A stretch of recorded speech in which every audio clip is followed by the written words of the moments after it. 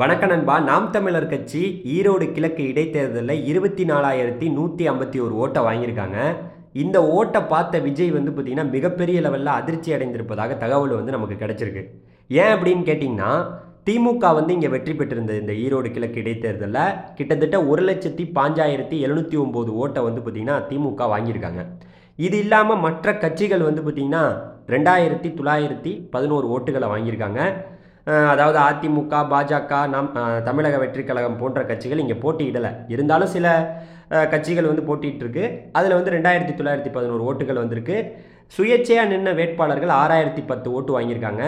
நோட்டாவுக்கு பார்த்தீங்கன்னா 6,109 ஓட்டுகள் விழுந்திருக்கு.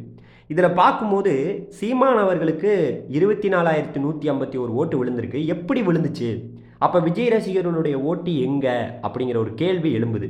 ஏன்னா பார்த்தீங்கன்னா கண்டிப்பாக அதாவது பார்த்தீங்கன்னா விஜய் ரசிகர்கள் சீமானுக்கு போட்டிருக்க வாய்ப்பே இல்லை. ஏன்னா திராவிடமாக தமிழ் தேசியமாக ரெண்டுமே ஒன்றுன்னு விஜய் சொன்னதுலேருந்து விஜயை சீமானவர்கள் கடுமையாக பார்த்தீங்கன்னா விமர்சனம் பண்ணியிருந்தார். அதனால பாதி ஓட்டுகள் விழுந்திருக்க வாய்ப்பே இல்லை.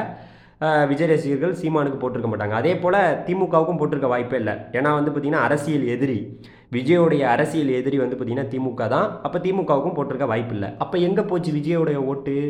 நோட்டாவுக்கும் போகல. நோட்டாவில் அப்போ 6,000 ஓட்டு தான் நோட்டாவுக்கு போன ஓட்டு எல்லாம்னா 6,000 ஓட்டு தான் விஜய்க்கு இருக்கா அப்படிங்கிற ஒரு கேள்வி எழும்புது. அப்போ நீங்கள் புரிஞ்சுக்கணும். அப்போ பார்த்தீங்கன்னா நாம் தமிழர் கட்சி 2026 சட்டமன்ற தேர்தலில் தவிர்க்க முடியாத ஒரு சக்தியாக உருவாகிட்டு இருக்கு. இதனால் பார்த்தீங்கன்னா கண்டிப்பாக விஜயோடைய அந்த அரசியல் வருகையில் ஒரு மிகப்பெரிய ஒரு ஆர்வம் நிறைய பேர் அவருடைய ரசிகர்கள் இருந்தாலும், ஆனால் விஜய் இனிமேல் எடுக்க போகிற முடிவுகளில் நிறையா மாற்றங்கள் இருப்பதற்கான வாய்ப்பு இருக்குதுன்னு சொல்கிறாங்க. நிறையா கூட்டணி எந்த கட்சிகளோட வைக்கலாம். ஏன்னா பார்த்திங்கன்னா இதே மாதிரி போணுச்சுன்னா கண்டிப்பாக 2026 தேர்தல் ரொம்ப சவாலாக இருக்குங்கிறது நினச்சிருக்காராம். மறந்துடாமல் நம்ம சேனலை சப்ஸ்கிரைப் பண்ணிங்கன்னா இதை மாதிரி தெரிஞ்சு